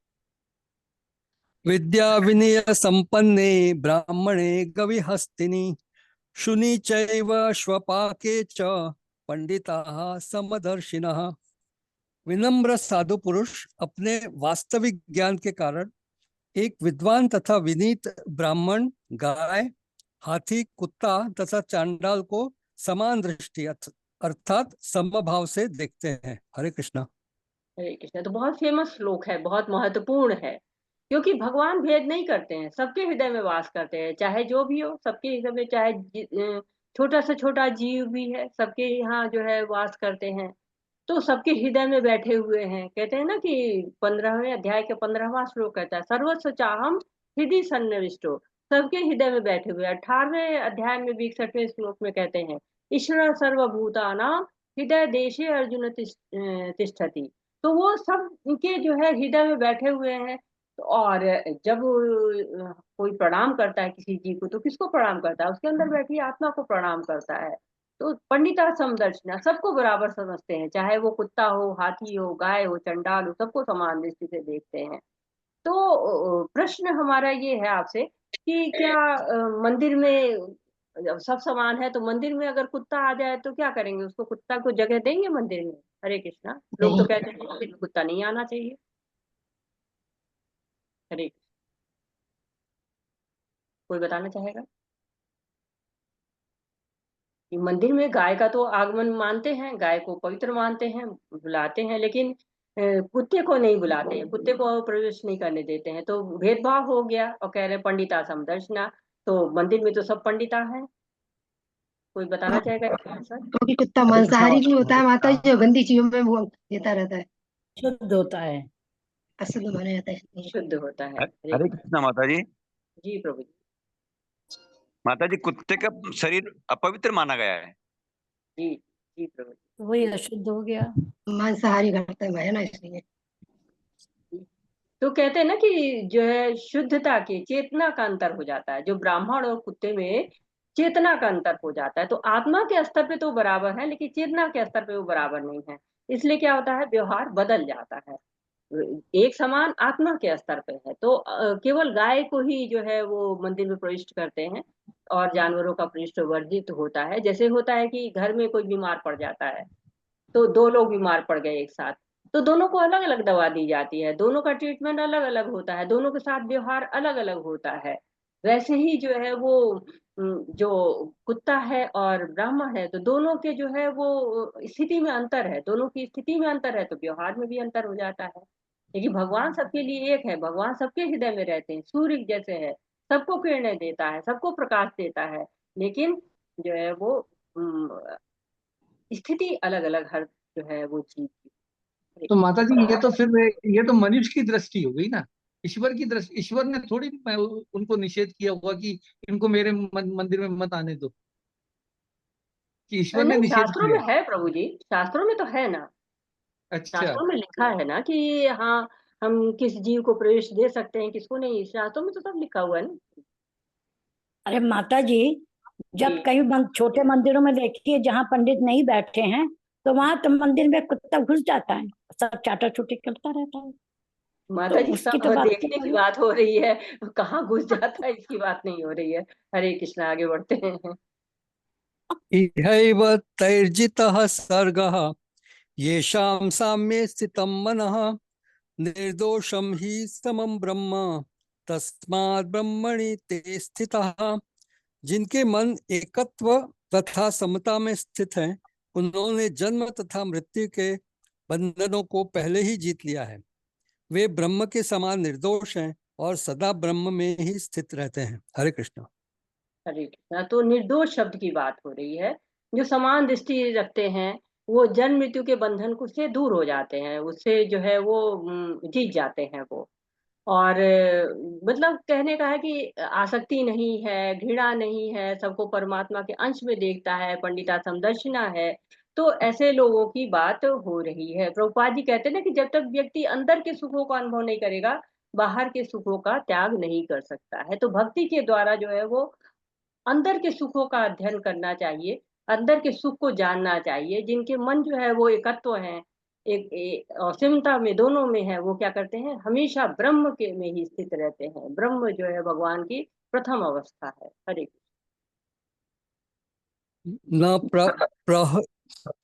न प्रह्ययेषेत् प्रियं प्राप्य नो द्विजेत् प्राप्य चाप्रियं स्थिर बुद्धिरसम्मूढ़ो ब्रह्मविद ब्रह्मणि स्थितः। जो न तो प्रिय वस्तु को पाकर हर्षित होता है और न अप्रिय को पाकर विचलित होता है। जो स्थिर बुद्धि है, जो मोह रहित है और भगवत विद्या को जानने वाला है, वह पहले से ही ब्रह्म में स्थित रहता है। हरे कृष्ण। तो प्रभु जी 21वां भी पढ़ लीजिए। जी। ब्राह्म्य स्पर्शेषु असक्त आत्मा विन्दति आत्मनि यत् सुखम सह ब्रह्म योग युक्त आत्मा सुखम अक्षयम अश्नुते। ऐसा मुक्त पुरुष भौतिक इंद्रिय सुख की ओर आकृष्ट नहीं होता, अपितु सदैव समाधि में रहकर अपने अंतर में आनंद का अनुभव करता है। इस प्रकार स्वरूप सिद्ध व्यक्ति परब्रह्म में एकाग्रचित होने के कारण असीम सुख भोगता है। हरे कृष्ण। हरे कृष्णा। तो ये 20वां और 21वां श्लोक में आत्म साक्षात्कारी के लक्षण क्या क्या होते हैं ये बताए गए हैं। तो इसमें 8 जो है वो लक्षण बताए गए हैं। कि जैसे कि कोई प्रिय वस्तु मिल जाए तो भी हर्षित नहीं होता है, भगवान की कृपा मान के जो है वो ग्रहण करता है। अप्रिय मिल जाए तो विचलित नहीं होता है, कृष्ण कृपा है। बुद्धि क्या है? स्थिर बुद्धि है, मोह नहीं है, आसक्ति नहीं होती है उसको। भगवान की जो है भगवत विद्या को जानता है, ब्रह्मविद कहलाता है, ब्रह्म में स्थित रहता है, भगवान के चिंतन में रहता है, भौतिक सुख से अनासक्त रहता है, असक्त आत्मा रहता है, अच्छेम सुखम आंतरिक सुख का अनुभव करता है, बाहरी सुख को नहीं जानता है, खुद के भीतर ही आनंद लेता है। तो जो भौतिक भोगों को जानता है कि ये निराधार है, मूर्खतापूर्ण है। जो यमुनाचार्य जी थे वो श्लोक लिखते हैं कि जब से मैं भगवान की दिव्य शक्ति को समझकर उनकी सेवा में लग गया हूँ, तब से क्या है, नया नया अनुभव करने लगा हूँ, नवीन अनुभव हो रहा है। और जो काम सुख है, जो दुनिया में सबसे बड़ा सुख लोग मानते हैं, उस विचार पर ही मैं थूकता हूँ और मेरे होठ क्या कहते हैं, अरुचि से जो है वो सिमट जाते हैं। तो वो भौतिक भोगों की जो है वो इस तरह से भर्त्सना कर रहे हैं। एक शब्द इसमें आया है स्वरूप सिद्ध। स्वरूप सिद्धि कुछ को कहते हैं, कोई बताना चाहेगा? स्वरूप, इस प्रकार स्वरूप सिद्ध व्यक्ति कौन है? स्वरूप सिद्ध क्या कहा जाएगा, कौन है स्वरूप सिद्ध? हरे कृष्ण। हरे कृष्ण माता जी। हरे कृष्ण, जय माता दी, वंदना माता जी। जो ना द्वेष करता है ना आकांक्षा करता है किसी चीज की, और सबको समान रूप से देखता है। जी, बहुत सुंदर। और कोई बताना चाहेगा? हरे कृष्ण माता जी जो आप्तकामी होता है और स्वयं में ही संतुष्ट रहता है। जी, बहुत सुंदर। तो स्वरूप सिद्ध में थोड़ा सा और एक कदम आगे बढ़ के मैं बताती हूँ आपको कि जो भगवान के साथ अपने संबंध को समझ जाता है, हमारा इस दुनिया में हम हैं, हम बस केवल यही जानते हैं भगवान को कि भगवान जो है मम्मी वांछे जीव लोके जीव भूता सनातना, हम भगवान के अंश हैं। लेकिन हम भगवान से जब हम मुक्ति पा जाएंगे उसके बाद हमारी जो है क्या स्वरूप होगा? 5 रस में जो है भक्त जुड़ना चाहता है, उन 5 रसों में से कौन सा स्वरूप मुझको मिलेगा, ये जो जान जाता है। कहते हैं कि जब मुक्त हो जाते हैं और मुक्त समय में धीरे धीरे पता चलने लगता है लोगों को कि हमारा कौन सा स्वरूप हमको मिलने वाला है। तो वो जो है वो लोगों को स्वरूप सिद्ध कहा जाता है। हरे कृष्ण। ये ही संस्पर्शजा भोगा दुःख योनय एव ते आद्यन्तवन्तः कौन्तेय न तेषु रमते बुधः। बुद्धिमान मनुष्य दुखों के कारण में भाग नहीं लेता जो कि भौतिक इंद्रियों के संसर्ग से उत्पन्न होते हैं। हे कुंती पुत्र, ऐसे भोगों का आदि तथा अंत होता है, अतः चतुर व्यक्ति उनमें आनंद नहीं लेता। हरे कृष्ण। तो बुद्धिमान कौन है? जो क्षणिक सुख नहीं चाहता है। भौतिक सुख जो होते हैं वो क्षणिक होते, क्षण भंगुर कहा जाता है, इस जीवन को क्षण भंगुर कहते हैं। तो क्षण भंगुर का मतलब क्या है? अभी है कल नहीं है। जैसे आज गर्मी है तो जो है वो बड़ा एसी अच्छा लग रहा है, फैन अच्छा लग रहा है, जाड़ा आ गया यही एसी फैन तकलीफ देने लगेगा। आज जो है बहुत सुंदर घर खरीदा, बहुत अच्छा जो है वो गाड़ी खरीदी, सारी सुख सुविधाएं हो गई, क्या पता कल सोने वाला ही गायब, भूकंप आ जाए, घर ही गिर जाए। तो सांसारिक सुख क्या होता है? नश्वर होता है, हमेशा नहीं रहता है, तो इसको तो नष्ट होना ही होना है। तो जो है वो जो ऋषि मुनि होते हैं, जो मुक्त होते हैं, वो जानते हैं कि ये इंद्रियां जो है वो बहुत प्रबल होती हैं। एक ऋषि ने लिखा हुआ है और बताया है कि मीन भृंग पतंग तुरंग मतंग, ये लोग क्या कहते हैं, अपनी जीवन को इंद्रियों की आसक्ति में ही जो है वो खपा डालते हैं। जैसे मीन मछली है, पानी में रहती है, पकड़ना कठिन है, जीवा अनियंत्रित हो गई, कांटा में जो है खाने को दौड़ी और पकड़ गई, जीवन समाप्त। भृंग भौरा क्या कहता है, सुगंध से आसक्त होता है, जो बड़ी बड़ी लकड़ी को काट लेता है वो कमल के फूल के अंदर बंद हो जाता है और प्राण त्याग देता है। जो पतंगा होता है, रोशनी देखता है, भागता है उसकी तरफ से, आसक्त तो होता है और अगली सुबह मृत। तुरंग हिरन क्या होता है, वो एक विशेष प्रकार की जो एक धुन सुन के वहीं खड़ा हो जाता है, चलता ही नहीं, दौड़ता ही नहीं, हिरन बहुत तेज दौड़ता है और शिकारी आके उसको पकड़ लेता है।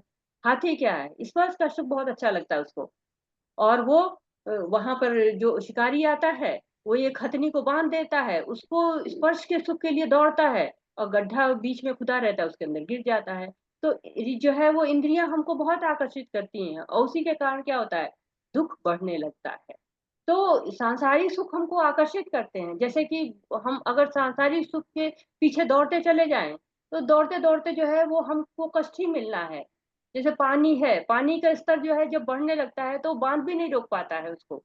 वैसे ही इंद्रिया भोग हैं, जब इंद्रिय भोग बढ़ना शुरू हो जाता है तो वो कहीं पर जाके समाप्ति ही नहीं होता है और दुख का कारण बनता रहता है। हरे कृष्णा। शक्नोति हैव यः सोढुम् प्राक्शरीर विमोक्षणात् काम क्रोधोद्भवं वेगम स युक्तः स सुखी नरः।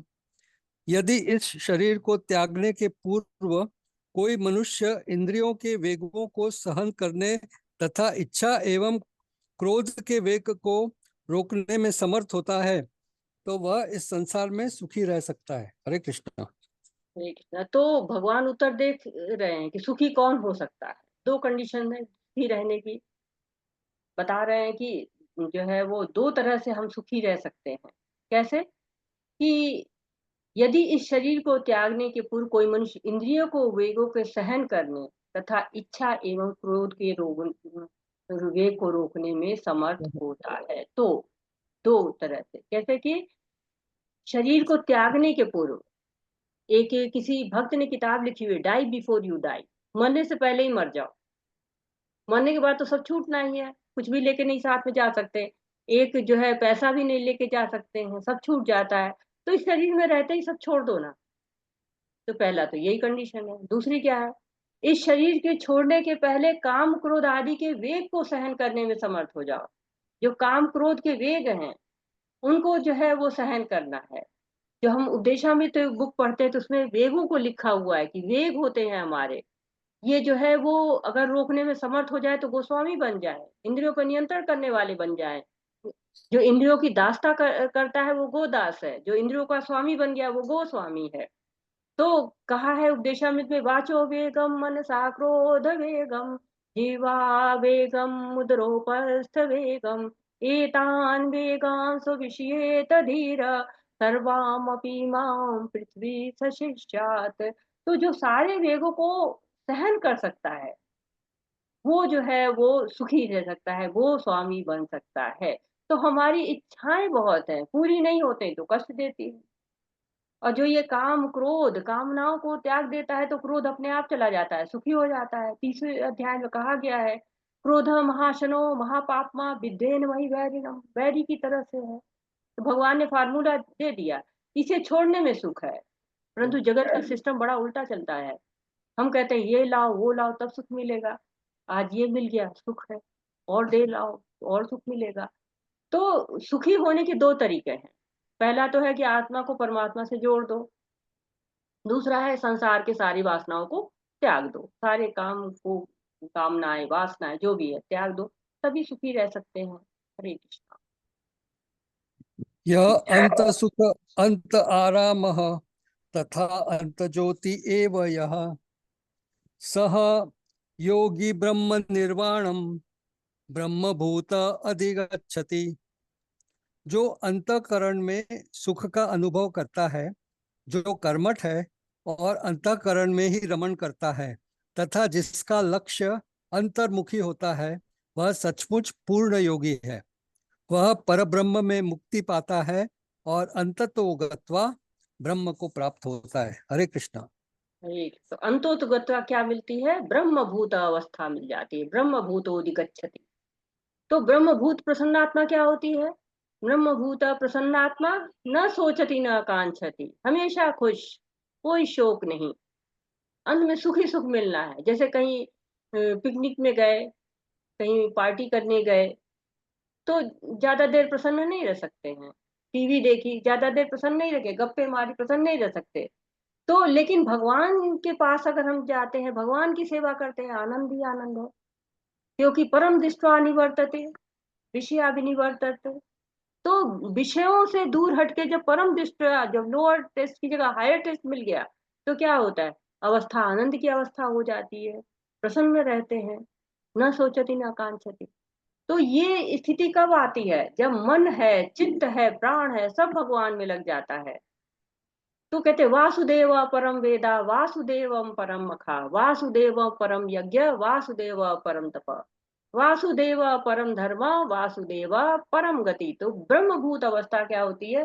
अंतर्मुखी होती है। अंत में क्या होता है? ब्रह्म को ही प्राप्त करते हैं। तो ब्रह्मभूत अवस्था जो भगवान की पहली अवस्था है, उसको प्राप्त कर लेते हैं जो लोग भगवान में ही रमण करने लेते हैं, अंतर्मुखी हो जाते हैं। कर्मठ है, अंतर मन में ही रमण करना शुरू कर देते हैं, पूर्ण योगी जो हो जाते हैं। हरे लभन्ते ब्रह्म निर्वाणम ऋषयः क्षीण कल्मषः छिन्न द्वैधाः यत आत्मानः सर्वभूत हिते रतः। जो लोग संशय से उत्पन्न होने वाले द्वैत से परे हैं, जिनके मन आत्म साक्षात्कार में रत हैं, जो समस्त जीवों के कल्याण कार्य करने में सदैव व्यस्त रहते हैं और जो समस्त पापों से रहित हैं, वे ब्रह्म निर्वाण अर्थात मुक्ति को प्राप्त होते हैं। हरे कृष्णा। तो ब्रह्म निर्वाण की स्थिति, जब ब्रह्म निर्वाण की स्थिति हो जाती है तो कैसा अनुभव होता है? ये बताया जा रहा है कि काम क्रोध सबको जीत लेते हैं और सांख्य के द्वारा स्वरूप को प्राप्त कर लेते हैं। यानी शरीर में है, लेकिन वो शरीर से दूर जाने पर भी ब्रह्म का जो है निर्वाण का पद प्राप्त करेंगे। आत्मा का विनाश कब होता है? जब हम मनुष्य योनि प्राप्त करके भी फिर उसे निम्न योनि में चले जाए। विनाश कहिए, दुर्गति कहिए, क्योंकि हमारा कार्य क्या है? हमारा कार्य भगवान के जो है पास जाने का है। और अगर जो है निम्न योनि को प्राप्त करते हैं तो कुत्ता बन जाते हैं, बिल्ली बन जाते हैं, सुअर बन जाते हैं। क्या होता है? आत्मा की दुर्गति है। कि कृष्ण भक्त बनना है, यदि गोलोक धाम न भी पहुंच पाए तो जन्म लिया तो ऐसी जगह जन्म लिया जहां भक्ति कर सके। देखिए बहुत से बच्चों का भाग्य होता है, गर्भ से ही प्रसाद खाते हैं, पैदा होते ही भगवान के चरण कमल में लग जाते हैं, सारे संस्कार होते हैं उनके, अन्नप्राशन होता है, पहला भोग भगवान का प्रसाद मिलता है, छोटे से ही सीखने लगे हरे कृष्णा। जैसे विश्वामित्र जी ध्यान योग करते, लेकिन विकार के कारण उनका ताप भंग हो गया। दुर्वासा ऋषि अष्टांग योगी है, फिर भी क्रोधित होते हैं, अपने वेग को नहीं रोक पाते हैं। लेकिन भक्त क्या करता है? अपनी इंद्रियों को भगवान की सेवा में लगा देता है, कुछ भी त्यागता नहीं है, सब कुछ भगवान की सेवा में। हरिदास ठाकुर है, माया देवी आई वैश्या के रूप में, लेकिन विचलित नहीं कर पाई। तो वैसे ही जो है वो हमें भी भगवान का चिंतन करना चाहिए कि ब्रह्म निर्वाण की स्थिति को प्राप्त हो। जैसे मछली होती है, वो अपने बच्चों को कैसे पालती है? केवल देख कर पालती है, वो और प्रयास नहीं करती है। कछुआ क्या करता है? रेत में अंडा देता है और स्वयं जाके पानी में रहता है, वहीं से सोच सोच कर बच्चों को पालता है। पंछी क्या करते हैं? स्पर्श से पालते हैं। जो देखिए मुर्गी होती है या गौरैया होती है, पंखों के नीचे जो है वो अंडे को रखती है, उससे पालती है। वैसे ही क्या कहता है, हमारा भी कार्य क्या है? हम भगवत धाम का चिंतन करें, भगवान का चिंतन करें, और जो है अपनी इच्छाओं को भगवान की इच्छा बना दे, भगवान में जो है सेवा की इच्छा बना दे कि हमें अपनी सेवा दे दो। अगर हम ऐसी इच्छाएं बनाते हैं तो भगवत धाम की प्राप्ति होगी, भगवान की प्राप्ति होगी। तो हमें जो है वो भगवान की तरफ जो है वो जब हमारे कदम चल पड़ते हैं तो हमारी मुक्ति हो जाती है, हम पापों से दूर हो जाते हैं और अपने आप को सदैव जो है वो जीव के कल्याण कार्य में व्यस्त रखते हैं। हरे कृष्ण। काम क्रोध विमुक्ता नाम यतीनाम यत चेतसाम अभितो ब्रह्म निर्वाणम वर्तते विदितात्मनाम। जो क्रोध तथा समस्त भौतिक इच्छाओं से रहित है, जो स्वरूप सिद्ध आत्म संयमी है और संसिद्धि के लिए निरंतर प्रयास करते हैं, उनकी मुक्ति निकट भविष्य में सुनिश्चित है। हरे कृष्ण। हरे कृष्णा। तो मोक्ष के लिए कहा गया है। मोक्ष, मोक्ष किसको कहते हैं? मोक्ष की प्राप्ति किसको कही जाती है? कोई बताएगा मोक्ष किसको कहते हैं? हम कहते हैं ना मोक्ष प्राप्ति हुआ, मोक्ष की प्राप्ति करनी है, तो ये मोक्ष होता क्या है? हरे हरे कृष्ण माता जी। हरे कृष्ण जी। जो भगवान की ब्रह्म ज्योति में विलीन हो जाते हैं वो मोक्ष कहलाता है, ब्रह्म में। हरे कृष्णा। जो साधना माता जी, हरे कृष्णा। हरे कृष्ण माता जी। जी मैम। जब आत्मा को वो परम प्राप्त हो जाता है कि उसे परमात्मा से मिलने का अवसर मिलता है, तब वो मोक्ष की स्थिति हो जाती है। हाँ, और कोई अटेंड करना चाहेगा इसको? हरे कृष्णा। प्रसन्न करना। हरे कृष्ण। भगवान को प्रसन्न करना। साधारण स्थिति में जो है वो अ, मोक्ष क्या कहलाता है? घरों में हम, हाँ, अर्पित प्रभु जी का आंसर बहुत सुंदर आया है कि जीवन मरण से मुक्ति, जन्म मृत्यु जरा व्याधि से मुक्ति को मोक्ष कहते हैं। हमेशा जो है वो चाहता है आदमी कि हमारा दोबारा जन्म ना हो। वो स्थिति क्या होती है? मोक्ष की स्थिति होती है। तो जो क्रोध से, भौतिक इच्छाओं से जो रहित हो जाता है, स्वरूप सिद्ध हो जाता है, आत्म संयमी हो जाता है और अपनी प्रगति के लिए जो है वो हमेशा प्रयास करता रहता है, उससे क्या प्राप्त होता है?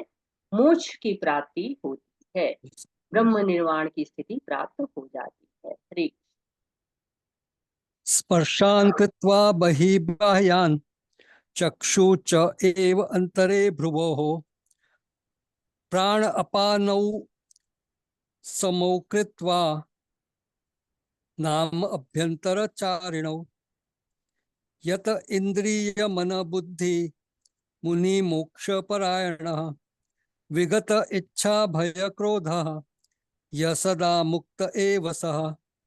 समस्त इंद्रिय विषयों को बाहर करके दृष्टि को भौहों के मध्य में केंद्रित करके प्राण तथा अपान वायु को नथुनों के भीतर रोककर और इस तरह मन इंद्रियों तथा बुद्धि को वश में करके जो मोक्ष को लक्ष्य बनाता है वह योगी इच्छा भय तथा क्रोध से रहित हो जाता है।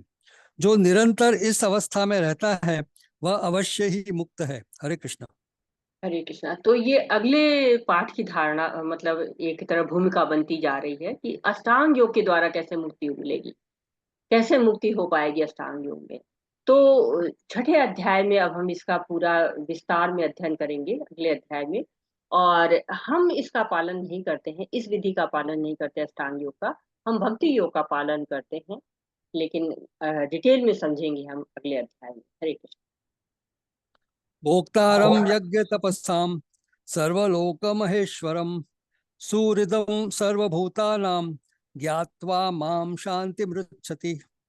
मुझे समस्त यज्ञों तथा तपस्याओं का परम भोक्ता, समस्त लोकों तथा देवताओं का परमेश्वर एवं समस्त जीवों का उपकारी एवं हितैषी जानकर मेरे भावनामृत से पूर्ण पुरुष भौतिक सुख दुखों से शांति लाभ करता है। हरे कृष्ण। हरे कृष्णा। तो बहुत सुंदर श्लोक है, शांति सूत्र कहा जाता है इसको। 3 चीजों से शांति प्राप्त होती है। पहला, भोक्ताराम यज्ञ तपसा। भगवान को यज्ञ और तप सबका भोक्ता कौन है? भगवान। परेशानी कब आती है? जब हम स्वयं को भोक्ता समझने लगते हैं, भोग करना चाहते हैं, तो क्या होता है? हमको दुख मिलता है। भोक्ता भगवान है केवल, माया जो है वो हम पर हावी हो जाती है, माया की चंगुल में पड़ जाते हैं, प्रकृति के गुणों में फंस जाते हैं। तो कहते हैं आद्यवंत कौन्तेय, इसका आदि और अंत होता है। सुख जो है वो मिलता है प्रकृति के कारण, तो हम उसको स्वयं भोगना चाहते हैं और कष्ट उठाते हैं। हम नहीं जानते हैं कि हम जो है वो भगवान ही आदि पुरुष हैं, भगवान ही ऊपर है, सर्व कारण कारणम वही है। इसके कारण जो है वो हम स्वयं को भोक्ता समझते हैं। दूसरा क्या है? सर्वलोक महेश्वरम, सारे लोक के, इस लोक के नहीं, केवल इस ब्रह्मांड के नहीं, जितने भी ब्रह्मांड है, भगवान के रोम रोम से ब्रह्मांड निकलता है, सांसों से ब्रह्मांड निकलता है। उस ब्रह्मांड को क्या है? उस ब्रह्मांड से ढेर सारे ब्रह्मांड है, सबके महेश्वरम कौन है? सबके महेश्वरम भगवान श्री कृष्ण है। जब हम ये जान जाते हैं कि अरे इतने बड़े हैं भगवान और हमारे हितैषी हैं, यह सर्वलोक महेश्वर जो है वो क्या है? हम जो है उपकारी हैं सारे जीवों को, हितैषी है, सुहृद सर्वभूतानां, सुहृद है वो। तो क्या होता है? जीव को शांति मिलती है। जब हमको लगता है कि हाँ हमारा कोई बड़ा है, हमको हमारी रक्षा कर सकता है, तो क्या होता है? हम बड़े सुख से रहते हैं, बड़े आनंद से रहते हैं। तो जो ये जान जाता है कि भगवान हितैषी है, सुख पाता है। जैसे प्रहलाद महाराज जानते थे कि हितैषी है, हमारा कुछ नहीं हो सकता, कितना दुख दिया उनके पिताजी ने, लेकिन उनको जो है वो था कि अवश्य रक्षिबे कृष्णा, कृष्ण जो है वो हमको हमारी रक्षा करेंगे, हमारे हितैषी हैं। तो भगवान हमारे दोस्त हैं, मित्र हैं, हितैषी है, उपकारी हैं, तो हमें जब ये पता चल जाता है तो हम सुख से रहते हैं। हमारे दुख का कारण क्या है? जब हम ये मानना भूल जाते हैं। अगर हम सुख चाहते हैं, शांति चाहते हैं, तो हमें कृष्ण को मानना है कि भगवान ही परम भोक्ता भी हैं। हम वसुधैव कुटुंबकम की उसमें हैं। ये जो जगह जगह बाउंड्रीज बनी हुई हैं, वो बाउंड्रीज किसकी हैं? हमारे जो है वो इसलिए है कि मैनेजमेंट ठीक चला करे, ठीक से मैनेज हो। अब देखिए कई नए नए जो है प्रदेश बनते हैं, तो क्या होता है, कोई ऐसा तो नहीं है कि लड़ाई करते झगड़ा करते हैं, लेकिन नहीं, उसी बाउंड्री पर लड़ाइयां भी होती रहती है। आजकल तो दो दो युद्ध चल रहे हैं। तो युद्ध क्यों हो रहे हैं? क्योंकि हम मानते नहीं हैं। अगर हम मान जाए कि हम सब एक ही हैं, वसुधैव कुटुंबकम की बात आ जाए, सब भगवान को वासुदेव सर्वमिति है जान जाए, तो क्या होता है, हमको भौतिक दुख नहीं मिलेंगे, हमेशा शांति शांति मिलेगी। तो अगर एक बीज प्रदाता पिता भगवान है, हम सब भाई भाई हैं, सारी जो है ये वसुधा जो है वो एक परिवार है, तो ये शांति हो जाएगी। और यही शांति सूत्र यहाँ पे बता रहे हैं कि जब हम स्वयं को भोक्ता मानते हैं, स्वयं को ऊपर रखते हैं, स्वयं को श्रेष्ठ समझते हैं, तो हमारे जीवन में अशांति आती है। हरे कृष्णा माता जी, तात्पर्य ऊपर करिएगा। और